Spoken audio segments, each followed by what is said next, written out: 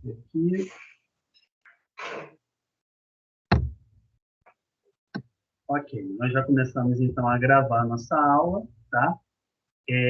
Para os alunos que entraram agora, eu estava passando aqui algumas informações para os alunos que se conectaram um pouquinho mais cedo, pessoal. Normalmente eu peço duas coisas para todos vocês, tá? Que vocês mantenham o áudio de vocês, né? O microfone fechado, tá? Ele fica aí na parte superior da tela de vocês, para que não tenha nenhum ruído, né? E não atrapalhe a aula. E que vocês também mantenham a imagem de vocês fechadas, porque a gente tem alguns alunos que não se conectam de diversos lugares, computador, celular, até tablet, e alguns alunos não estão, normalmente sempre tem, né? Alguns alunos que no momento, no lugar que eles estão, não estão com uma conexão boa. Mas quando a gente fecha as imagens, isso tende a melhorar a conexão, principalmente para esses alunos, tá? No decorrer da aula, eu dou a oportunidade para vocês falarem, podem levantar a mãozinha aqui na parte superior da tela, tem uma mãozinha, isso é um sinal que você quer falar, quer acrescentar alguma coisa. Eu dou a palavra sem problema. Aí, nesse momento, você sim pode abrir o seu microfone para poder falar, tá? Então, são essas considerações iniciais. Bom, todos vocês já me conhecem, né? Eu sou o professor Tarcísio, inclusive eu sou um dos autores dessa disciplina, né, que foi reformulada, eu e a professora Vera Alonso, que é a professora coordenadora do curso de administração da nossa instituição, uma pessoa maravilhosa. Eu tive o prazer enorme de poder trabalhar com ela nessa disciplina. E como vocês podem ver, a gente vai abordar aqui esse assunto que está no capítulo 3 do material de vocês, que é o papel do gestor e suas competências. Porque aqui a gente vai falar sobre gestão. Gestão, que é um assunto bem amplo, porém muito, muito importante e sempre relevante que seja falado, que seja dialogado, tá? E aí, para começar, eu tenho duas perguntas para fazer a todos vocês. Primeiro, o que é gestão para vocês? Qual a opinião de vocês sobre o que é gestão? E a segunda pergunta, qual é a importância do gestor para a empresa? Nesse momento, eu gostaria de ouvir vocês, bem rapidinho. Vocês podem escrever no chat, falando, é a opinião mesmo de vocês. Não tem resposta errada, tá? Já adianto, não tem resposta errada. Ou vocês podem abrir o microfone para poder falar. Eu quero saber qual é a opinião de vocês para essas duas perguntas, principalmente a primeira, o que é gestão? Vamos lá? Quem começa? Pode utilizar o chat também, quem não quiser falar, pode escrever. Gestão, para mim, a importância do gestor, para mim, Vamos, pessoal, vamos participar. Esse é o momento.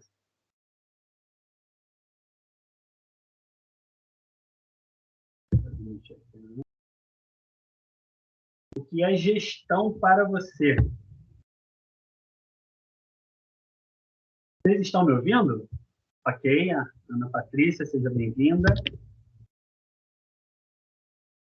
Ana, eu só vou pedir para você manter o seu microfone fechado, tá? E, se possível, para você manter também a sua câmera fechada, só para melhorar a conexão de alguns alunos que possivelmente estejam com a conexão nesse momento um pouco ruim, tá bom? Obrigado. Olha, vamos lá, aqui no chat já temos alguns alunos. Ó, o Igor respondeu: gestão é o meio que um profissional usa para obter o desejo da empresa. Perfeito. Gabriel disse o seguinte: é o responsável pelo plano, ação e feedback sobre uma organização. Ok.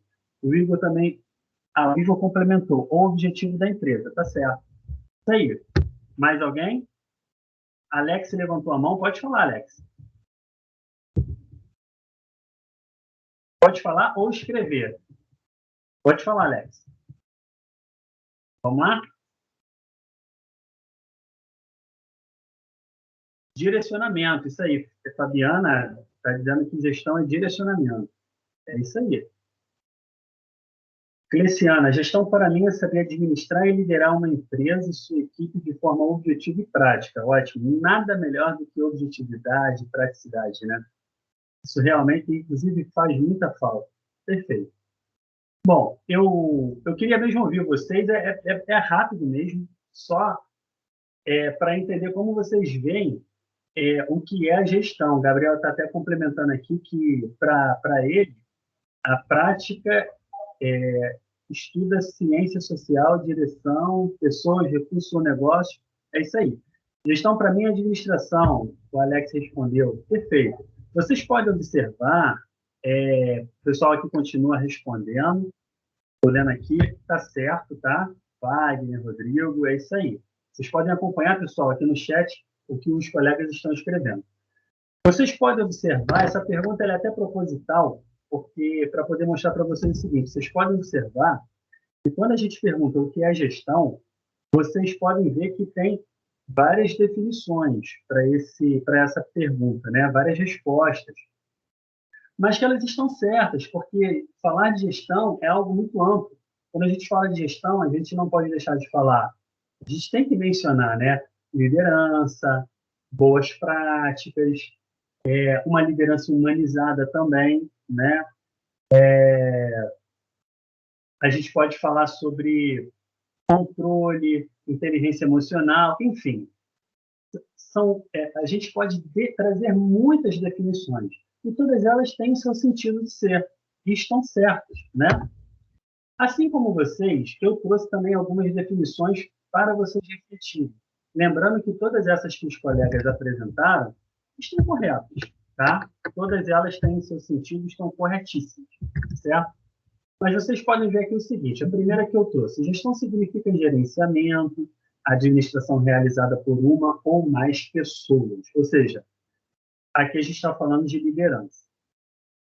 Gestão também, a gente reflete sobre o objetivo, que é o crescimento da empresa, claro, através do esforço humano e de forma totalmente organizada. Claro que para isso, para obter essa excelência, tem que haver uma boa liderança, né? E essa última do Peter Drucker, que eu gosto muito, que é o gerenciamento ou a gestão, é substituir músculos por pensamentos, folclore e superstição por conhecimento e força por cooperação. Essa definição é muito interessante, né?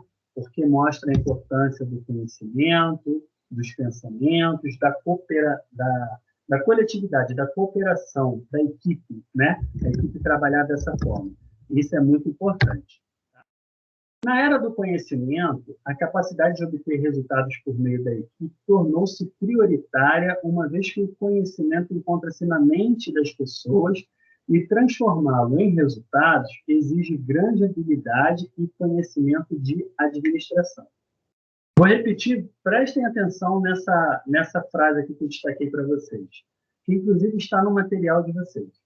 Na era do conhecimento, a capacidade de obter resultados por meio da equipe tornou-se prioritária, uma vez que o conhecimento encontra-se na mente das pessoas e transformá-lo em resultado, ou seja, transformar esse conhecimento em resultados práticos para a empresa, exige grande habilidade e conhecimento de administração, de gestão.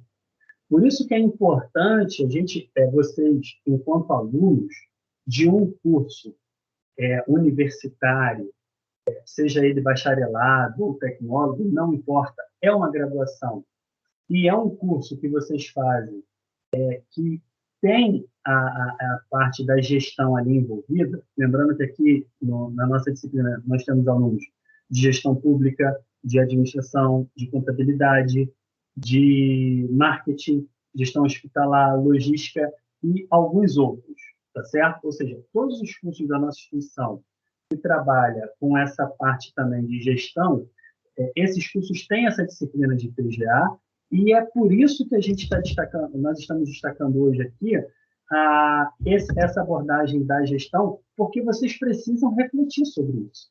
E o grande desafio é exatamente o sentido dessa frase que eu destaquei aqui para vocês.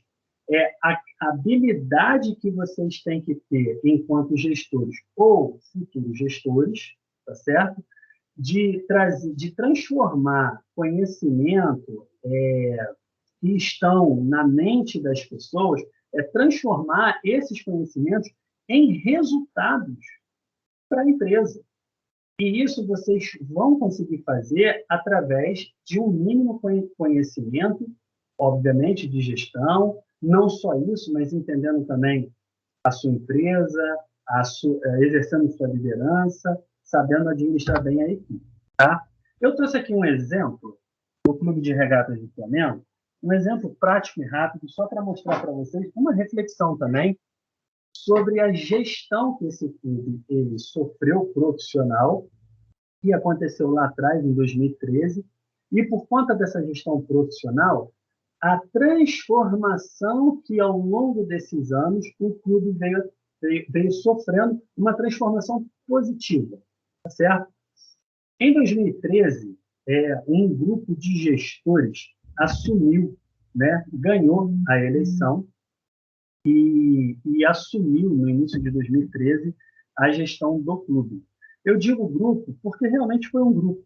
Né? Foi um grupo que lá no final de 2012 montou uma chapa, entendeu que tinha que ter uma gestão profissional para poder mudar a realidade do clube. E esse grupo, quando ganhou, que era representado pelo Bandeira de Melo, quem acompanha futebol sabe quem são esses personagens, né? Esse grupo, de fato, começou a implementar uma gestão no clube de regatas do Flamengo para poder, ao longo dos anos, mudar a história, né, desse clube. E aí o que acontece? Quando eles assumiram, em 2013, nesse primeiro gráfico, aqui um gráfico simples, a gente tem 2 colunas para cada ano. Né? Vocês podem focar na coluna mais laranja, tá? Porque ali esse gráfico ele mostra a receita total que o clube teve no decorrer desses últimos anos, até o ano de 2019. Eu não peguei um gráfico para abordar até 2020, porque realmente não tem necessidade para o que eu quero mostrar para vocês, tá certo? Então, vamos lá. No final de 2012, a receita total do clube ela girou em torno de 212 milhões de reais. Significa dizer o quê? Que o ano de 2012 inteiro, o clube, é como se a empresa, né, faturasse o ano inteiro esse valor. Então, o clube faturou em 2012 212 milhões de reais. Quando esse grupo de gestores, de bem-sucedidos, né, em suas vidas profissionais, né, com boas intenções, com experiência, em janeiro eles entraram no clube, eles começaram a fazer algumas implementações, né, para poder melhorar a receita do clube.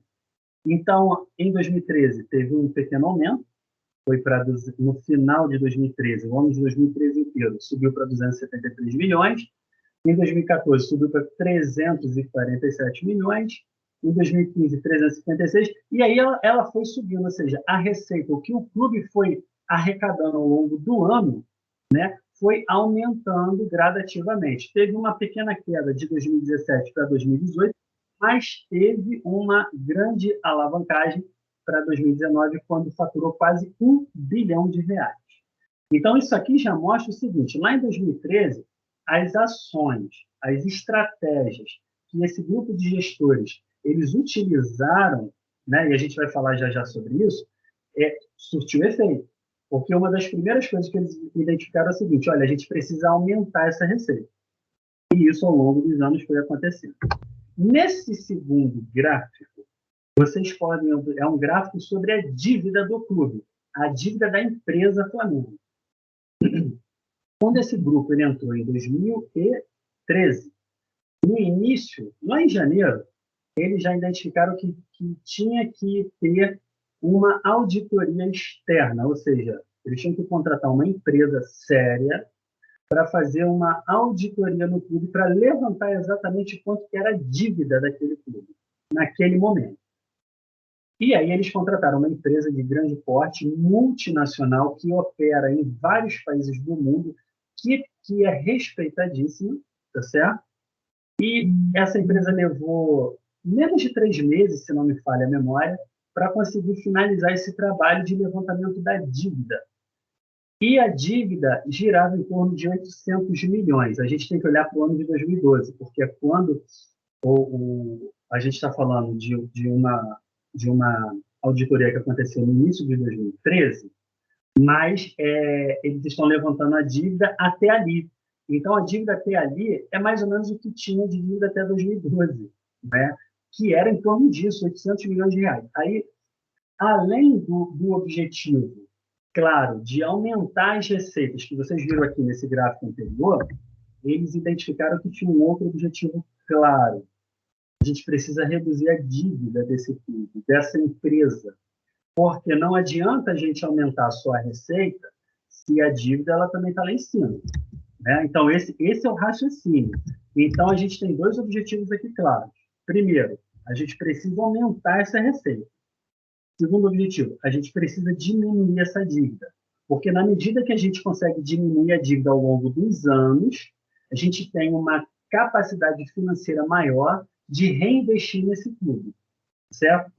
E aí vocês conseguem observar que de 2013 até 2017, a dívida ela foi caindo de forma bem sustentável. Ou seja, esse início dos anos, né, 2013, 14, 15, 16 até 2017, em que esse grupo estava ali trabalhando com o planejamento estratégico para reformular esse clube, eles estavam conseguindo alcançar os seus objetivos.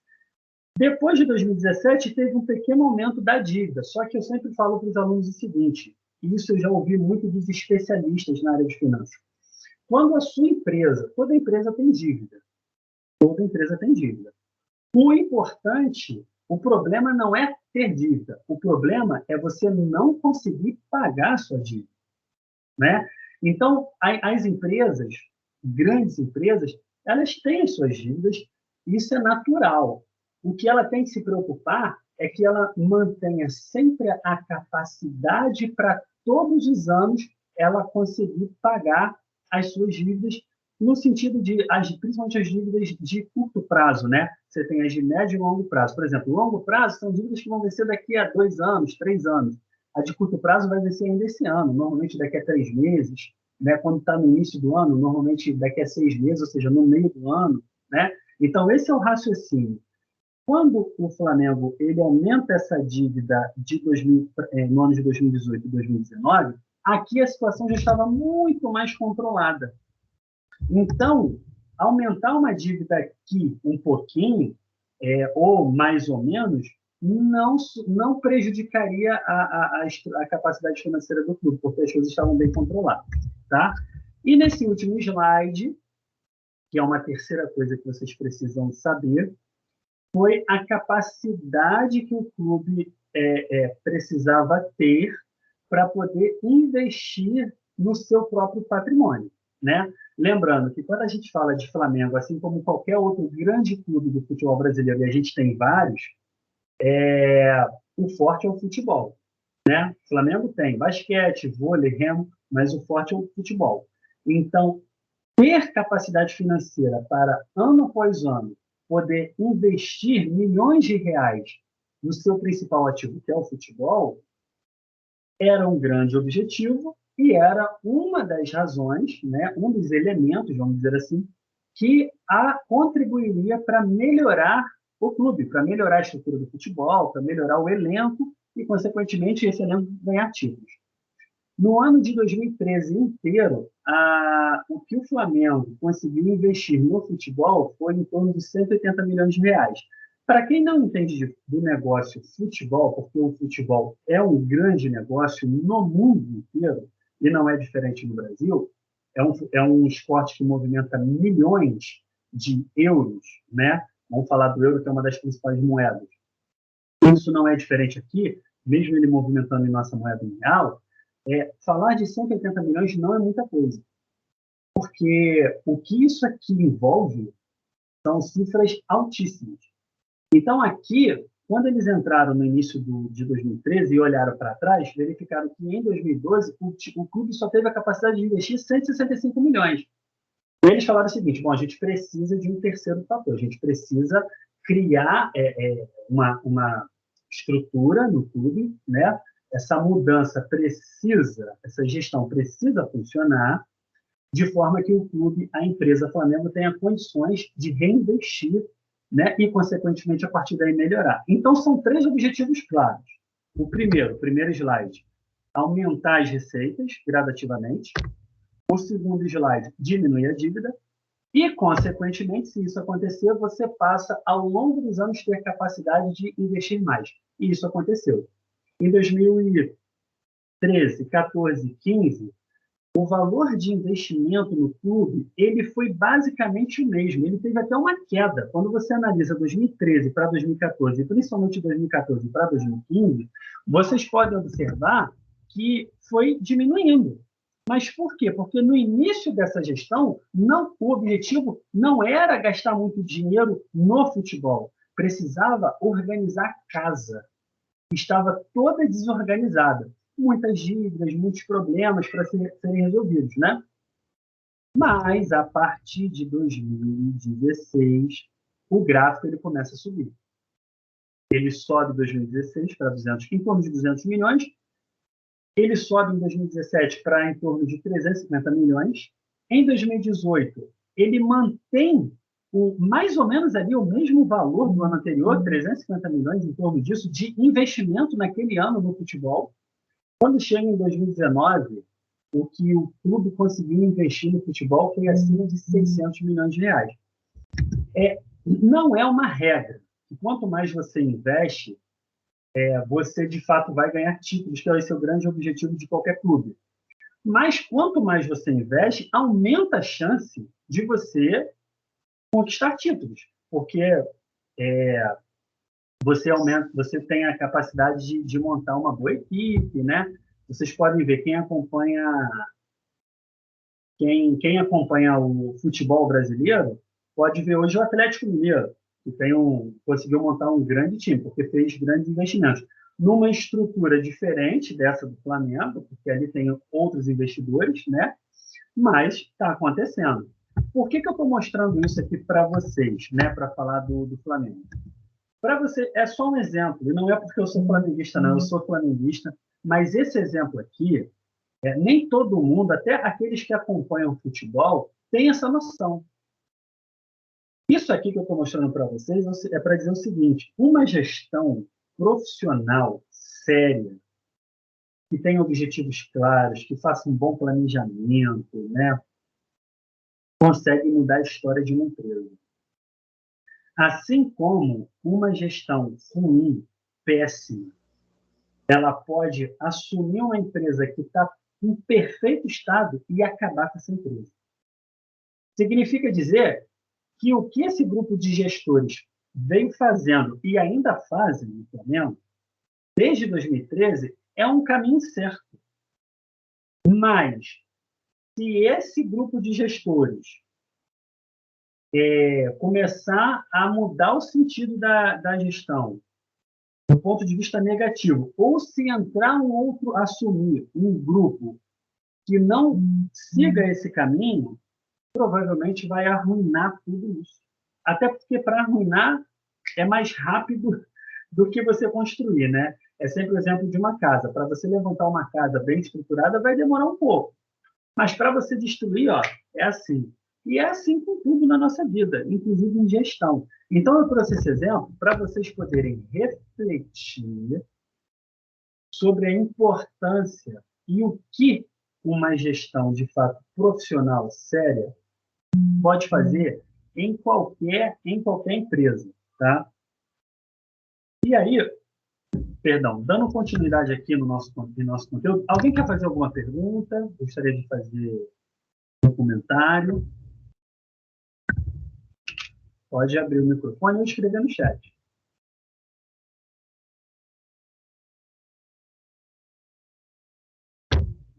A Ana está dizendo aqui que estava funcionando quando acessou, mas depois parou. Não sei se a Ana está conectada. Ana, tá, você consegue ver bem agora? Ana Regina. Não, acho que a Ana, ela caiu. Então, vamos lá. Se ninguém tem nenhuma dúvida, vamos continuar. Em nosso material, vocês podem ver algumas abordagens sobre essa questão da gestão, dos gestores, né?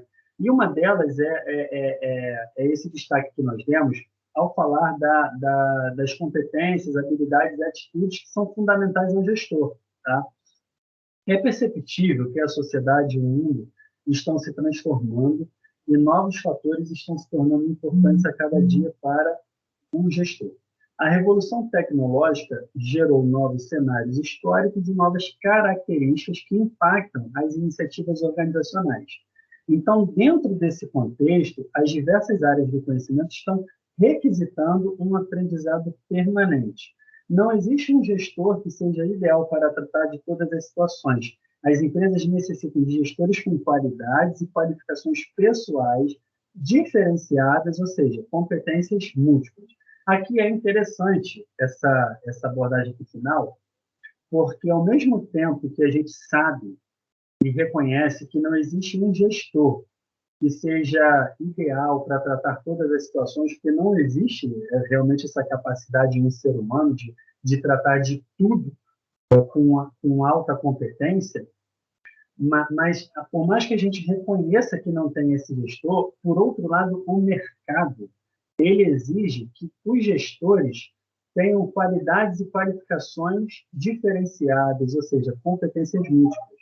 O mercado ele exige de você, e vai continuar exigindo cada vez mais, que você desenvolva diversas competências, né? Que você seja muito bom no seu relacionamento interpessoal, que você tenha inteligência emocional, que você domine bem aquela área que você está atuando na sua empresa, mas que você também conheça minimamente as outras áreas da empresa, principalmente aquelas que estão ligadas direta ou indiretamente ao seu setor. Olha que coisa difícil, né? Mas é isso. Um gestor, ele não tem condição de dominar tudo na empresa, principalmente quando a empresa é muito grande, né? Eu estou pensando nesse cenário. Mas precisa conhecer minimamente um pouco de tudo. E é difícil, mas é um trabalho que o mercado exige. E isso é possível, porque aqueles que realmente são excelentes, eles conseguem desenvolver esse papel, possuir, digamos assim, essa característica, né? Então, continuando. Quando a gente fala de competências fundamentais do gestor, nós estamos falando de conhecimento, habilidades, atitudes e julgamento, tá? Quando a gente fala de conhecimento, significa que ele expressa o saber acumulado pelo processo de aprendizagem, contudo, ele precisa ser útil para ter valor. Aprender a aprender, aprender continuamente e compartilhar conhecimento. Isso aqui é o que vocês precisam focar. Não só para quem é gestor, até para um funcionário, colaborador, não importa. Você está trabalhando, você está no mercado de trabalho, você está atuando, você precisa estar aprendendo continuamente. Você precisa se atualizar. Por exemplo, eu vou fazer uma pergunta aqui para vocês. Não precisa responder. Respondem só para vocês. Você... Ok, Ana. Sai e entra novamente. Pode ser a sua conexão, porque eu acho que isso só está acontecendo com você, tá? Experimenta sair e entrar novamente, talvez funcione, tá? Estarão para download não, mas estarão disponíveis na, na gravação. Toda essa gravação aqui, a apresentação do slide vai aparecer para vocês, na gravação. Uma pergunta que eu vou fazer para vocês. Você já assinou ou assina algum jornal? Não precisa responder. Será compartilhado assim, Gabriel, vou disponibilizar até segunda-feira para vocês. Você assina alguma revista, tá? Que seja da sua área de atuação, da sua área de interesse? Eu acredito que a maioria, perfeito, Gabriel, eu acredito que a maioria, né, não tem ainda assinado. Isso é normal, normal. Não é uma crítica que eu esteja fazendo, é uma reflexão. Quem não tem assinatura de um jornal sequer, quem não tem assinatura de uma revista que seja especializada na sua área de atuação ou na sua área de interesse, você deve assinar. Você precisa, um passo você deu, está correto, que é entrar na sua graduação, né? Fazer a sua graduação, porque isso é importante, de fato é muito importante para a sua carreira, né? Para a sua vida profissional, mas você não pode se limitar à graduação. Você precisa assinar um jornal para você se manter informado, você precisa assinar uma revista, né? Você precisa ler sites que sejam minimamente confiáveis, de notícias, que não necessariamente você tenha que assinar, né? Mas que você tenha ali um conteúdo que eles até passam de forma gratuita. Você precisa buscar outras fontes de informação. Isso é se manter atualizado. Quantas pessoas sabem que, nesse momento, nós estamos tendo um encontro importantíssimo no mundo, que é em Glasgow, relacionado ao meio ambiente, né? Onde autoridades do mundo inteiro estão participando, sejam chefes do executivo ou representantes, para discutir o nosso futuro, o futuro do planeta relacionado ao meio ambiente. O que está acontecendo lá? Quais são os assuntos abordados? Essas informações a gente só consegue obter se a gente buscar, se a gente ler, né? E isso pode, certamente terá, ou no curto ou no longo prazo, influência na vida de vocês, inclusive nas empresas. Porque hoje, falar de meio ambiente é também falar de empresas que se interessam pelo meio ambiente. É incrível como que a coisa mudou, né? Então, é importante vocês estarem ligados nisso. Então, aprender a aprender, buscar o aprendizado continuamente, isso é uma característica primordial de um gestor, né? As habilidades, que é o saber fazer, exige uma visão ampla, sistêmica e global da situação. Trabalho em equipe, motivação, comunicação. A atitude significa saber fazer acontecer. Com ela, o administrador gestor torna-se um formador de opinião e um agente provocador de mudança na organização. Atitude empreendedora, inovação, assumir riscos, comprometimento e comportamento ético. Julgamento é o saber analisar cada situação. O administrador define exatamente o que, como, quando e por que fazer. Possui um espírito crítico, tem ponderação, priorização. Vocês podem observar que eu utilizo muito o termo gestor. Você, enquanto gestor, enquanto futuro gestor ou gestora. Por que isso? Porque aqui, nós somos agora, nesse momento, mais de 30 alunos conectados, e eu sei que eu estou falando para gestores. Eu tenho aqui alunos que são gestores no momento e eu tenho alunos que não são, mas serão gestores no futuro. Eu não tenho dúvida disso. Então, para você que é gestor e para você que não é gestor ainda, inclusive você que não é um gestor, eu quero que você se coloque no lugar de um, como se você fosse hoje. E reflita em todas essas abordagens que nós estamos fazendo e pense, por exemplo, o que você faria. Você possui essa qualidade, esse fundamento, esse comportamento. O que você precisa ter para você poder ser um melhor gestor? Ou quando você for, para você, de fato, ser um melhor gestor ou uma melhor gestora? Então, eu quero que você pense assim, porque eu falo com gestores e eu falo com futuros gestores. E são as suas ações que vão contribuir ou não para o melhor andamento da sua empresa. Então, o administrador, o gestor, ele precisa ser mais do que um agente de mudança dentro das organizações. Hoje é fundamental que seja um provocador de mudança, de mentalidade, de cultura, de processos, de atividades, de produtos, serviços, ou seja, O que é fundamental hoje é que você provoque uma mudança de mentalidade na sua equipe, nas pessoas que não são da sua equipe, mas estão ali ao seu redor. Você não possui uma liderança formal, mas você pode possuir uma liderança indireta, né? E você pode contribuir para uma mudança de mentalidade quando aquela mentalidade ela está equivocada e você consegue direcionar ou tentar direcionar para o caminho, para a direção, né? Melhor dizendo, correta, né? Que possa, de fato, contribuir para a empresa. E aí, depois da gente falar e refletir sobre essas questões, a gente não pode deixar de refletir sobre as habilidades que são necessárias para o gestor. E esse assunto aqui é bem interessante, está lá no material. Olha só que bacana. Primeiro a gente vai conceituar cada uma delas, né? Falar de habilidades, a gente destaca três. São as conceituais, humanas e técnicas. Olha que interessante. Quando a gente fala das habilidades conceituais, elas estão relacionadas à capacidade de coordenação e integração dos interesses e atividades da organização ou de um grupo. Elas possibilitam ainda a definição de uma estratégia de sucesso para a organização por meio da identificação de oportunidades nem sempre percebidas por outros. Tá?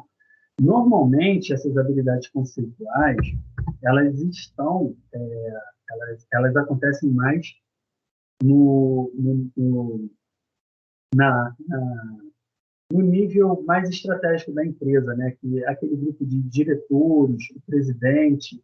Normalmente, as habilidades conceituais elas ocorrem ali.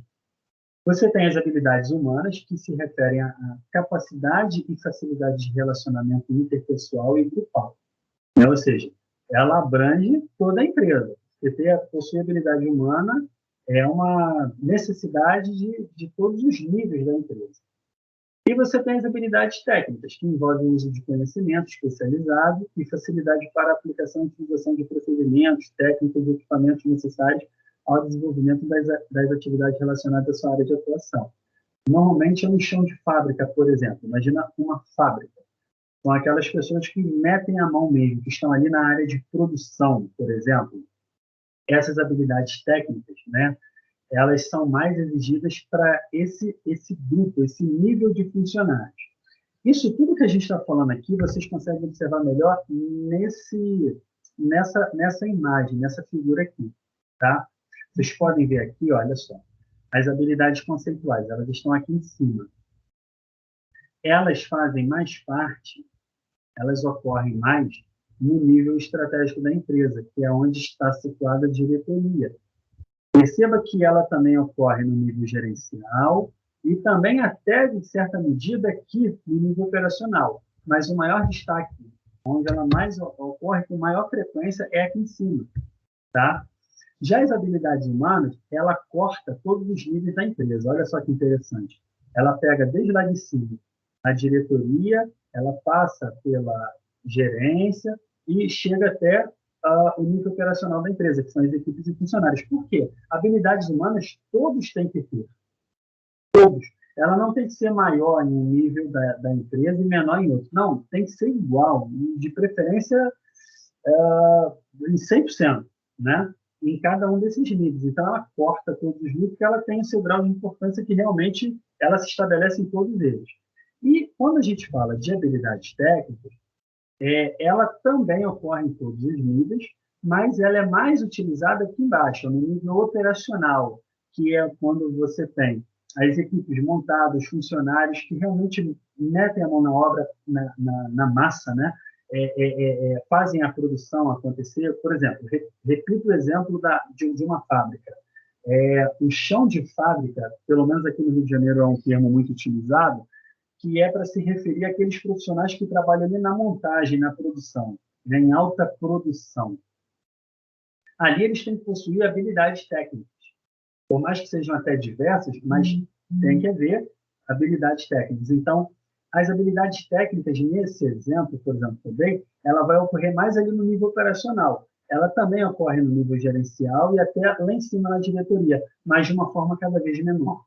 Tá? Então, esses conceitos aqui que eu apresentei para vocês, que estão no material de vocês, vocês conseguem entender aquilo que é cada uma dessas habilidades e entender através dessa imagem aonde ela é mais utilizada. Você pode refletir na sua própria empresa, né? E você vai ver que essa imagem aqui é o que normalmente acontece, tá certo? Outra abordagem que o nosso material ele faz é exatamente sobre os papéis dos gestores. Tá? Lembrando que quando a gente fala de papéis, a gente tem basicamente três que o nosso material aborda. São os interpessoais, os informacionais e os decisórios. O que é cada um? Né? Os interpessoais, eles se referem às relações com outras pessoas, sejam elas membros da organização ou até fora dela. Os informacionais são os papéis desempenhados quando da coleta, da troca, do processamento e da comunicação de informações. E os papéis decisórios estão relacionados com a forma como o gestor utiliza as informações disponíveis na tomada de decisão. Dentro dessa imagem que eu coloquei aqui para vocês, que também está lá no material de vocês podem ver o que cada um desses papéis tem como símbolos, digamos assim, né? Como elementos que se destacam. Então, quando a gente fala de papéis interpessoais, a gente está falando de um papel que o gestor ele exerce como um símbolo para a empresa, um líder, um elemento de ligação. Quando falamos de papéis informacionais, a gente fala de um gestor que possui uma característica como um disseminador de informação, um porta-voz para a empresa. E quando a gente fala dos papéis decisórios, estamos falando do gestor enquanto empreendedor, enquanto solucionador de conflitos, um profissional que administra os recursos da empresa e também um negociador, tá certo? Então, esses papéis, eles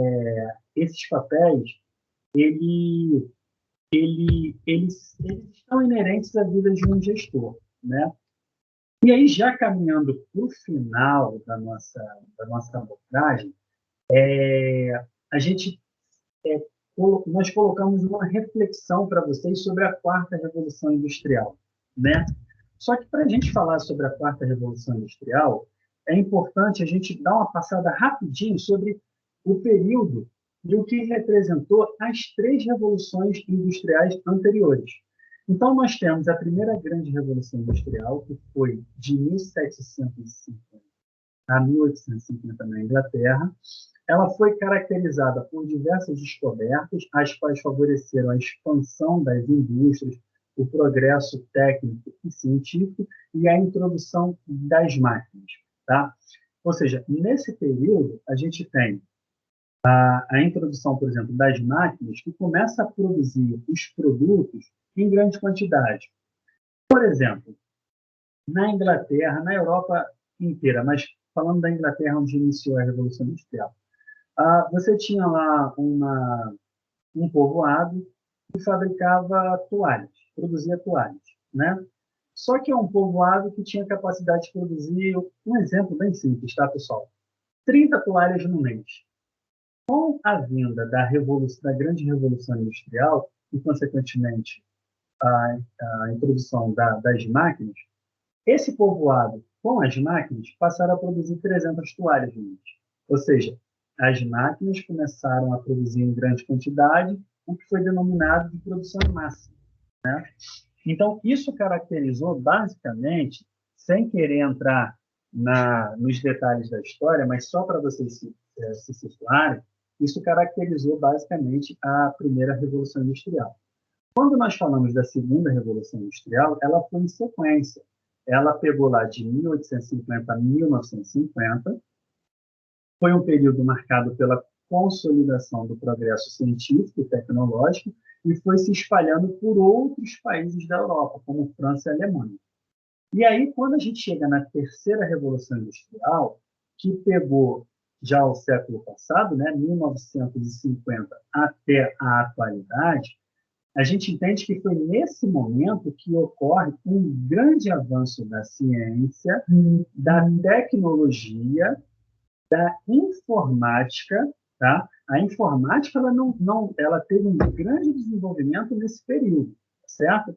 Com o surgimento de computadores, criação da internet, dos softwares e dos dispositivos móveis, como, por exemplo, celular, né? Isso foi o que marcou a terceira revolução industrial, porque até então você não tinha nem a questão da informática propriamente dita ali embutida, né? Agora, quando a gente chega na terceira revolução industrial, com o grande desenvolvimento da informática, a criação da internet contribuiu muito para esse desenvolvimento, aí você tem uma alavancagem absurda, né? Principalmente no desenvolvimento industrial dos países, principalmente os países mais desenvolvidos, né? Com uma capacidade cada vez maior de desenvolver tecnologias cada vez mais modernas, e assim nós chegamos aonde nós chegamos, né?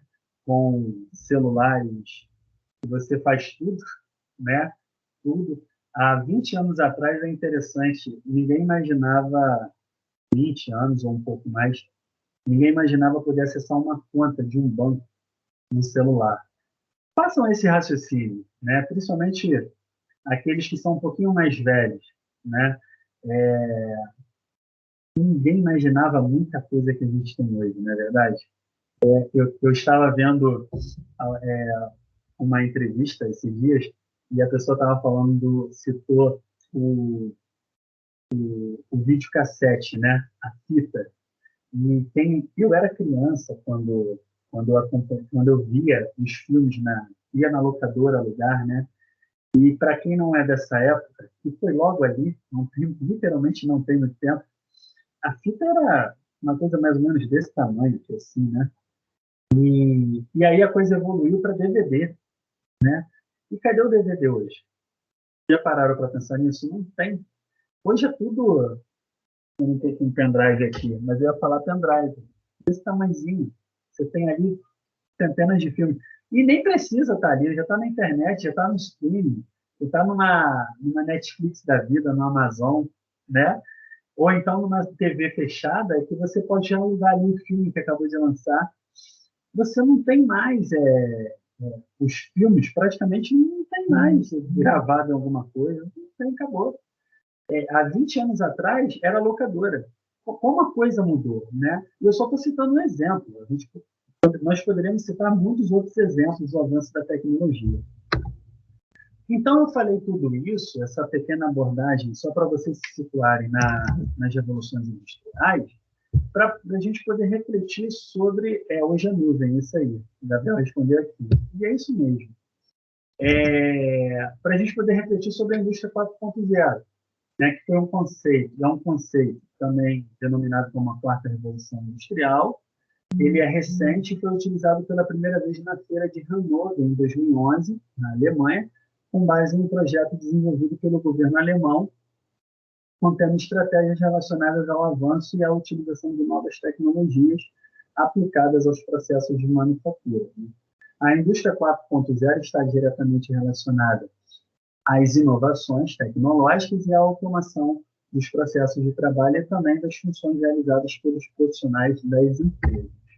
Assim, a partir da união entre as tecnologias, se apresenta um novo cenário de atuação, inovador, revolucionário, tanto para as empresas quanto para os profissionais.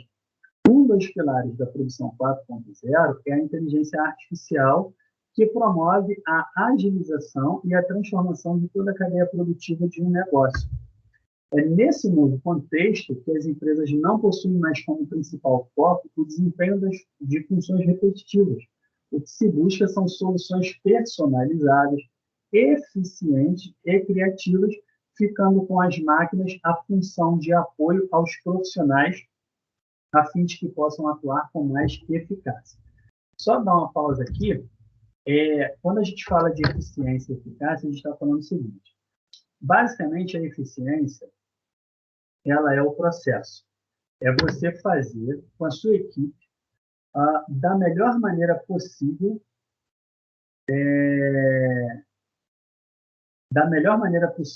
em menor tempo possível, aquilo que a sua equipe foi atribuída para fazer. Por exemplo, você lidera uma equipe de vendas numa empresa. E aí, foi dado para vocês uma meta de vocês venderem, sei lá, vou chutar aqui, 300 celulares em um mês. No mês de novembro. Começou o mês, a meta é essa. Até o final de novembro, no último dia, a sua equipe, você lidera uma equipe de 10 pessoas, entre homens e mulheres. Vocês têm que vender 300 celulares. Tá? Como vocês serão eficientes? Vocês serão eficientes se vocês montarem um planejamento que vai ser discutido por todo mundo. E quando esse planejamento for finalizado, é um planejamento que praticamente todo mundo concorda que é o melhor possível e vocês vão seguir aquele planejamento à risca. Pode ter, no decorrer desse caminho, algum ajuste? Pode. É comum que ocorra. Mas que seja um ajuste para melhorar, não pode piorar.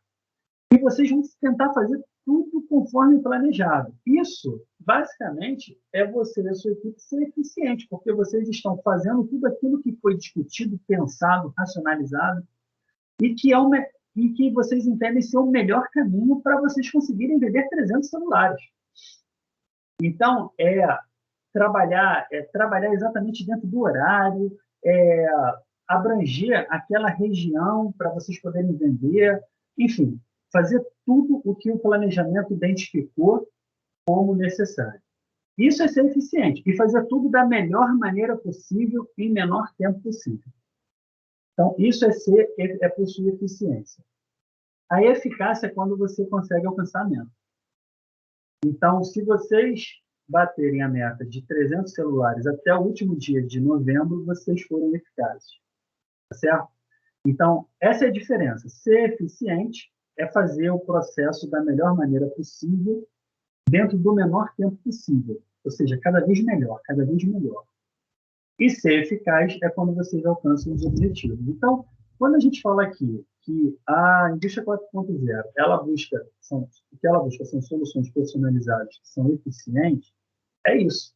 É que o processo seja feito da melhor maneira possível, com o menor tempo possível. E de forma criativa, é claro.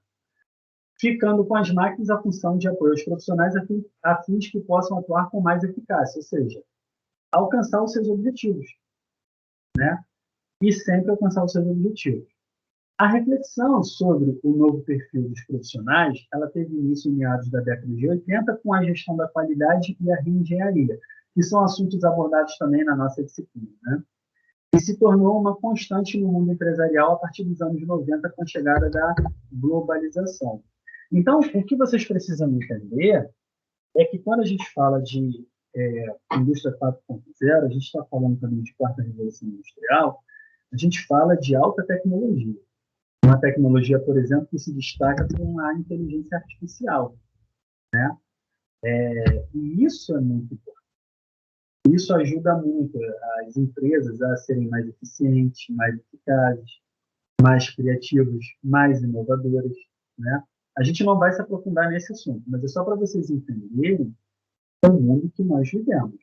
É assim, é a capacidade industrial de fazer as coisas mais rápido, melhores, com alta qualidade, né? Tendo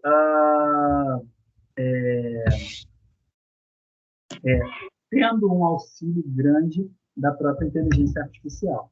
Tá certo? E aí, para finalizar, a gente destacou em nosso material que o perfil do profissional desejado, né, já com o advento da quarta revolução industrial. E aqui nós separamos no nosso material apenas alguns pontos para a gente poder refletir. Existem mais sim. Inclusive, todo ano, a gente vê aí algumas grandes empresas, né, que fazem pesquisas no mundo inteiro e que trabalham com previsibilidade, né, mostrando o perfil do profissional do futuro, não é isso? De vez em quando a gente consegue ver isso aí nos jornais, na televisão. Todo ano, normalmente, isso acontece. Mas esses perfis aqui, que nós destacamos, são, de uma forma geral, aceitos, né? E que têm grande relevância, principalmente para vocês, que são gestores ou futuros gestores. Então, aqui a gente fala, inclusive isso aqui, pessoal, é conteúdo de prova, tá? É conteúdo Eu falei muita coisa aqui, eu até esqueci de mencionar para vocês que tem nossas avaliações. Mas esse aqui também tem, tá? Esse aqui que a gente vai falar. Então, nós destacamos a comunicação assertiva, ou seja, aquela comunicação que chega ao seu objetivo, né? O melhor comunicador, dizem os especialistas, né, não é aquele que fala bonito, que fala difícil. Eu acho até que o comunicador que fala difícil, ele é um péssimo comunicador. Por que eu acho isso? Porque os especialistas dizem que o melhor comunicador é aquele que consegue se comunicar e o receptor, ou seja, a pessoa que recebe a mensagem entende de forma clara e objetiva. Então, se eu tenho um público de 100 pessoas em que eu estou me comunicando, seja numa palestra, seja numa reunião da empresa, por que eu vou falar difícil? Se a chance de eu ter ali pelo menos 10 pessoas que não vão entender, ela existe. É melhor eu falar de forma simples e objetiva, porque o meu objetivo é que todos entendam. Se todos entenderem a minha mensagem ou o meu receptor, apenas um, com quem eu estou conversando aqui, pessoalmente, ele entender, essa comunicação não foi assertiva. Esse é o objetivo. Pensem nisso. Não sejam vocês gestores que queiram falar bonito, que queiram falar difícil. É melhor falar simples para que o seu receptor ele consiga entender de forma clara e objetiva.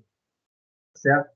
Se ele entender, você teve uma comunicação assertiva. Né? E esse é o perfil desejado, é que você se comunique de forma assertiva. Habilidade para tomada de decisões também é um elemento muito importante. Pensamento complexo para a resolução de problemas, ou seja, você entender os problemas da empresa, o que envolve esses problemas, para você tomar as melhores decisões. Possuir aprendizado contínuo e ter adaptabilidade é um pouco do que a gente já falou lá no início, né? Você se interessar em aprender continuamente. Possuir pensamento crítico, ou seja, ter a capacidade de analisar de forma racional e crítica cada situação da empresa, né? Não só os problemas, mas também os acertos da empresa. Analisar de forma crítica para poder continuar acertando, por exemplo, ou melhorar essa assertividade, né? Ter criatividade, possuir inteligência emocional. Inteligência emocional é algo também muito discutido nas organizações e é muito importante. É a capacidade que você tem que desenvolver de você utilizar as suas emoções ditas como negativas a seu favor, a favor da empresa. Né? Lembrando que nós somos seres que possuímos emoções positivas e negativas. Né? Emoções positivas, alegria, satisfação, alcancei a meta, poxa, que sensação boa. Emoções negativas, raiva, rancor, ódio, todas elas fazem parte da nossa vida, nos rodeiam, se manifestam.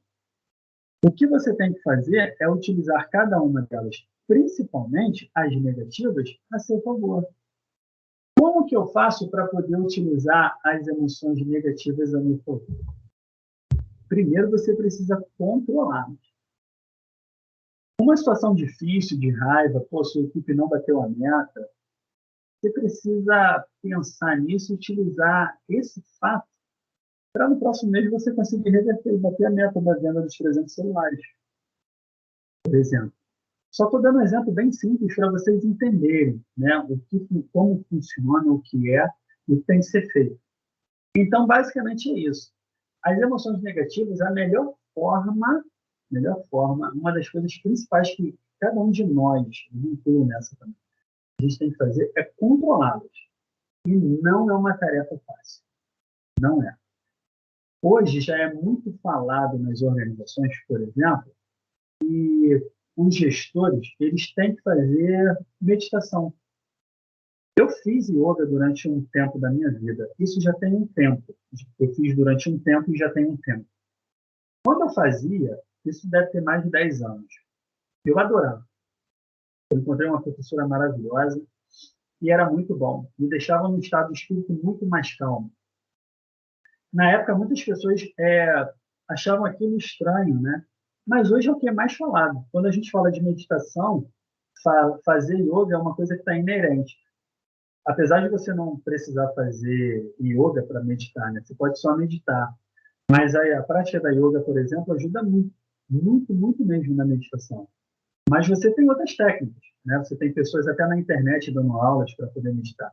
A meditação ajuda muito a você controlar as emoções.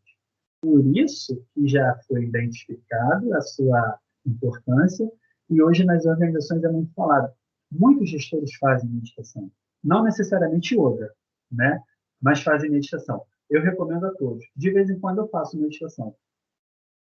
Se você puder fazer yoga, é melhor ainda, porque a yoga ela trabalha o seu corpo todo, né? O alongamento do seu corpo, as posturas que são alongamentos, né?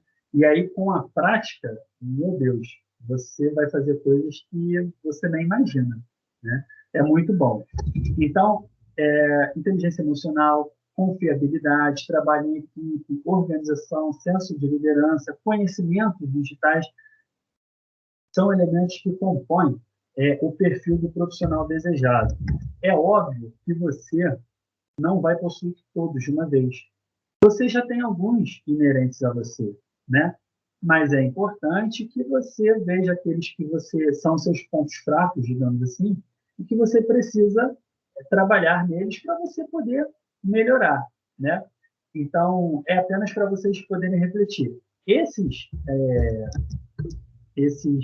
elementos aqui apresentados, eles estão no material de vocês, tá bom? Bom, antes da gente encerrar, eu queria abrir rapidamente aqui para vocês, para saber se vocês têm alguma dúvida, gostaria de fazer alguma pergunta, podem escrever no chat e também podem abrir aqui o microfone, né, para poder perguntar, sem nenhum problema. Vamos lá?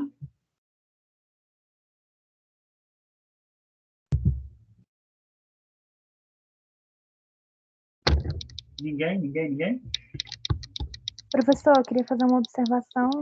Claro. Quem está falando? Sobre a Sabrina. Vamos lá. Sobre as habilidades do profissional 4.0, né?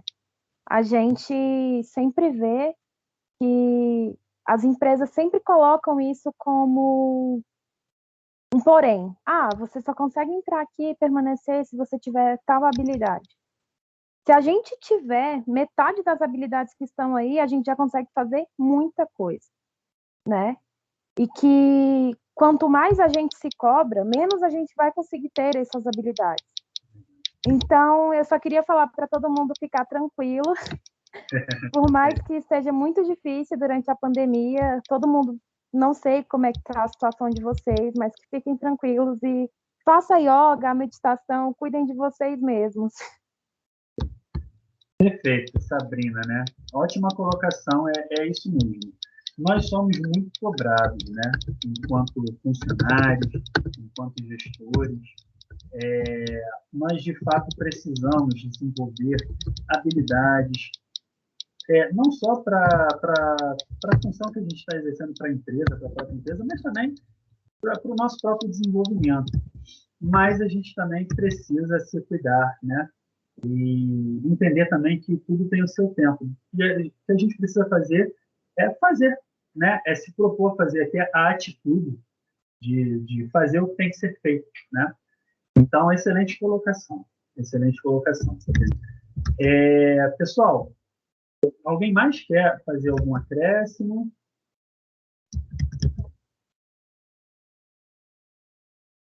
Vamos lá, Fabiana escreveu. O fato é que o mercado é muito exigente e chega a ser assustador o perfil do profissional, ideia para exercer as funções na posição de gestor de resultados. É verdade. É verdade. Agora, por mais que o mercado seja muito exigente, e ele e isso não vai mudar, a gente precisa aceitar isso e fazer a nossa parte. Não trazer isso como uma preocupação absurda, né? porque isso não vai mudar. O que a gente precisa é realmente fazer a nossa parte, se qualificar cada vez mais, se manter atualizado, buscar cada vez mais o conhecimento, né? E procurar ser cada vez um profissional melhor. E com isso as coisas vão acontecendo positivamente, né? Mas, como foi falado, temos que focar em nós e nos capacitar cada vez mais. É isso aí, tá vendo? Pessoal, nós estamos encerrando aqui, tá? A nossa aula. Eu vou parar nesse momento a gravação.